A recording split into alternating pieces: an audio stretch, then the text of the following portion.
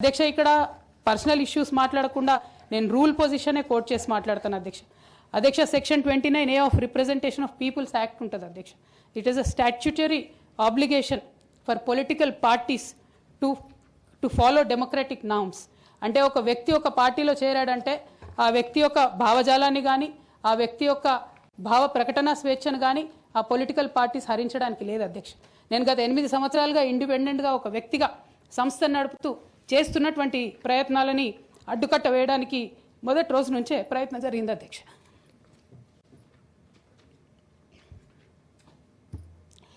కానీ ఎక్కడ కూడా నేను తెలంగాణ బిడ్డలని తెలంగాణ ప్రజల్ని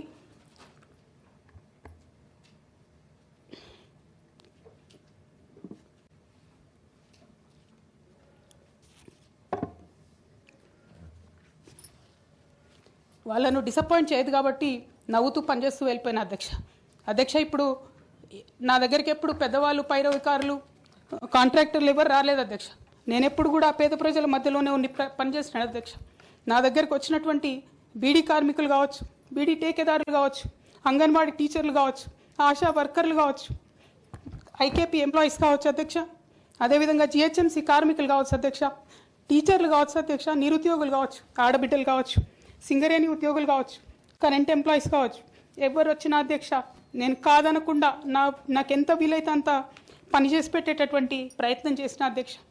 అయినా సరే అధ్యక్ష పార్టీ మౌత్ పీసులుగా ఉండేటటువంటి పార్టీ పేపర్లు, పార్టీ ఛానళ్ళు ఏ ఒక్కరు కూడా ఎన్నడూ కూడా మద్దతు ఇవ్వలేదు అధ్యక్ష.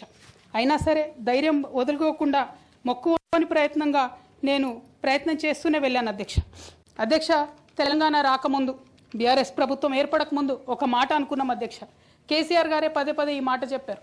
ఉమ్మడి రాష్ట్రంలో మనకు కాంట్రాక్ట్ వ్యవస్థ వచ్చింది, మరి కాంట్రాక్ట్ ఎంప్లాయీస్తోని అవుట్సోర్సింగ్ ఎంప్లాయీస్తోని దేశానికి నష్టం జరుగుతుంది, రాష్ట్రానికి నష్టం జరుగుతుంది, అందరికన్నా ఎక్కువ తెలంగాణ యువకులకు నష్టం జరుగుతుందని చెప్పారు అధ్యక్ష. ఆనాడు వారు సరదాగా ఒక మాట అనేవాళ్ళు, అందరికీ కాంట్రాక్ట్ పోస్ట్ ఉంది, మరి ముఖ్యమంత్రికి కూడా కాంట్రాక్ట్ పోస్ట్ ఉంటుందా అని చెప్పి ప్రశ్నించేవారు అధ్యక్ష. కానీ తెలంగాణ వచ్చిన తర్వాత 10 ఏళ్లలో కూడా కాంట్రాక్ట్ వ్యవస్థను మనం రద్దు చేసుకోలేకపోయినాం అధ్యక్ష. అది కాకుండా అవుట్సోర్సింగ్ ఎంప్లాయీస్, అవుట్సోర్సింగ్ వ్యవస్థను పెంచి పోసిపోయినాం అధ్యక్ష. బాధతో చాలా ఆవేదనతో నేను ఈ మాటలు చెప్తా ఉన్నా అధ్యక్ష. తెలంగాణ సమాజానికి ఏదైతే ప్రశ్నించడం నేర్పించినటువంటి బీఆర్ఎస్ పార్టీ అధ్యక్ష, అంతర్గత వేదికలలో అనేక సందర్భాలలో నేను ప్రశ్నిస్తే అధ్యక్ష నా మీద కక్ష కట్టారు అధ్యక్ష. కేసీఆర్ గారు చుట్టూన్నటువంటి కొందరు వ్యక్తులు తప్పక చెప్తున్నాను అధ్యక్ష ఈ మాట. ఎందుకంటే భారతదేశ రాజ్యాంగం ప్రకారం రాజకీయ పార్టీలు ఏవైనా కూడా ప్రజలకు ఒక దిక్సూచిగా నిలవాలి అధ్యక్ష, ప్రజలకు ఒక దారిదీపంగా నిలవాలి. పార్టీలోనే అంతర్గత ప్రజాస్వామ్యం లేకపోతే రాష్ట్రంలో ఎట్లా ప్రజాస్వామ్యం ఉంటుందనే విషయాన్ని కూడా మనందరం గమనించాలి కాబట్టి ఈ మాట చెప్తా ఉన్నాను అధ్యక్ష. మరి కక్షగట్టి నన్ను ప్రశ్నించినందుకు పార్టీ నుండి బయటకు పంపించారని చెప్పక తప్పదు అధ్యక్ష. మొదటి సంవత్సరం నుంచే రాష్ట్ర స్థాయి నిర్ణయాలలో ఎక్కడ కూడా నా పాత్ర లేకుండా కట్టుబడి చేసినారు అధ్యక్ష. ఇవాళ ఆనాడు బాధపడ్డా ఇవాళ నేను సంతోషపడతా ఉన్నా అధ్యక్ష. ఎందుకంటే అధ్యక్ష ధర్నా చౌక్ రద్దు చేయడం అనేటటువంటిది ప్రజాస్వామిక హక్కుల్ని కాలరాయడంలో మొదటి మెత్త అధ్యక్ష. ఆనాడు ఇంటర్నల్గా ఎంత ప్రొటెస్ట్ చేసినా కూడా రాష్ట్రం వచ్చింది, ఇప్పుడు ధర్నాలు ఎందుకు, దరఖాస్తులు లేవు, ధర్నాలు లేవు, అన్ని పనులు చేసి పెడతామని చెప్పుకుంటూ వెళ్ళడం జరిగింది అధ్యక్ష. అట్లానే రైతులకు జరిగినటువంటి అక్రమ అరెస్టులు అధ్యక్ష, ఇవాళ ఒక్కొక్క దగ్గర నుంచి రైతులు మాట్లాడుతూ ఉంటే బాధ తట్టుకోలేకపోతున్నాం అధ్యక్ష. అదేవిధంగా పార్టీలో జరుగుతున్నటువంటి అవినీతి అధ్యక్ష, ప్రభుత్వంలో జరుగుతున్నటువంటి అవినీతిని ఎప్పటికప్పుడు నేను వారి దృష్టికి తీసుకెళ్లడం జరిగింది అధ్యక్ష. అమరజ్యోతి నుంచి మొదలు పెట్టుకుంటే అధ్యక్ష, అంబేద్కర్ విగ్రహం దగ్గర నుంచి మొదలు పెట్టుకుంటే అధ్యక్ష, సెక్రటేరియట్ నుంచి మొదలు పెట్టుకుంటే అధ్యక్ష, కలెక్టరేట్లలో కూడా తీరని అవినీతి జరిగిన మాట ముమ్మాటికి వాస్తవం అధ్యక్ష. దీనికి పెద్ద ఉదాహరణలు సిద్దిపేట, సిరిసిల్లలో కట్టినటువంటి కలెక్టరేట్లు 2 వచ్చినటువంటి మొదటి వర్షానికే 2 కూడా మునిగిపోయినాయి అధ్యక్ష. ఆ విజువల్స్ అందరం కూడా మనం చూడడం జరిగింది. ఇక సిద్దిపేటలో, సిరిసిల్లలో కట్టిన కలెక్టరేట్లకే దిక్కు లేకపోతే మొత్తం రాష్ట్రంలో కట్టినటువంటి అన్ని బిల్డింగ్లు ఎట్లుంటాయన్న విషయాన్ని కూడా ఒకసారి తెలంగాణ ప్రజలు ఆలోచించుకోవాలి అధ్యక్ష. ఒక పక్క నిజం మాట్లాడే వాళ్ళను, సూటిగా మాట్లాడే వాళ్ళను, ఉన్నట్టు చెప్పే వాళ్ళను రిస్ట్రిక్ట్ చేయడమే కాకుండా అధ్యక్ష ఉద్యమకారుల విషయంలో తీరని నిర్లక్ష్యం గురైంది అధ్యక్ష. అనేక సందర్భాల్లో నేను పార్టీ నాయకులని, పెద్ద నాయకులను కూడా అనేక సందర్భాల్లో అడిగిన అధ్యక్ష.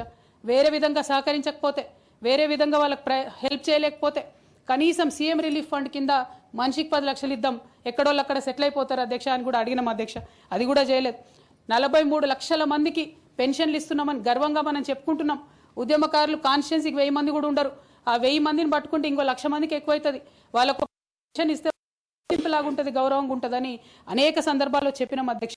అది కూడా 69లో పనిచేసినటువంటి ఉద్యమకారులు వాళ్ళ స్ఫూర్తిని తీసుకొనే మనం ముందుకెళ్ళినామని చెప్పి మనం చెప్పుకున్నాం అధ్యక్ష. కానీ వారిని కూడా ఎన్నడూ కూడా గుర్తించలేకపోయినాం అధ్యక్ష. అదేవిధంగా విద్య విషయంలో అధ్యక్ష, మన మెయిన్ ట్యాగ్ లైన్ నీళ్లు నిధులు నియామకాలు అనేటటువంటి మన మెయిన్ ట్యాగ్ లైన్ ఏదైతే ఉంటుందో అధ్యక్ష, అన్నిటినీ కూడా గండు కొట్టుకుంటూ పోయినాం అధ్యక్ష. విద్య విషయంలో, నియామకాల విషయంలో, అన్ని విషయాల్లో అదే జరిగింది అధ్యక్ష. అదేవిధంగా కొందరు ప్రజాప్రతినిధులు చేస్తున్నటువంటి దురాగతాలని కూడా ఎప్పటికప్పుడు నేను అధిష్టానానికి చేరవేసిన అధ్యక్ష. దాని మీద ఎటువంటి చర్యలు లేవు అధ్యక్ష. దానికి ప్రత్యక్ష నిదర్శనం ఇసుక దందాల్లో చేసినటువంటి అక్రమాలతోని నేరేళ్ల లాంటి దురాగతాలు జరిగినాయి అధ్యక్ష. దళిత బిడ్డల మధ్యలో అనవసరంగా బలైపోయినారు అధ్యక్ష.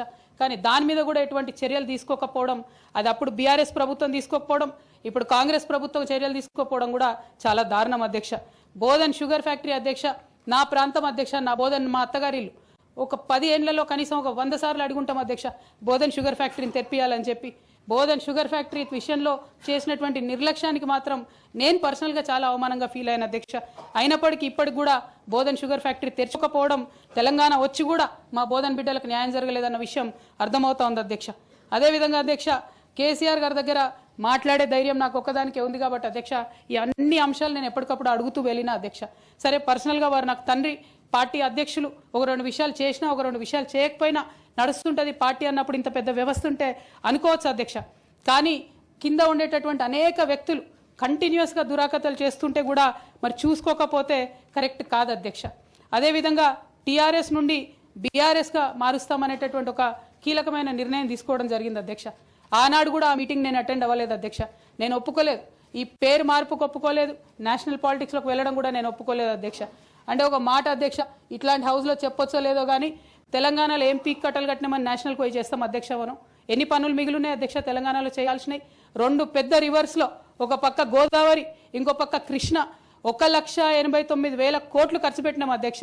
కొత్తగా ఇచ్చిన ఆయకట్టు ఎంత అంటే 14 లక్షల ఎకరాలు అధ్యక్ష. 1,89,000 కోట్లు అంటే ఎంత అధ్యక్ష?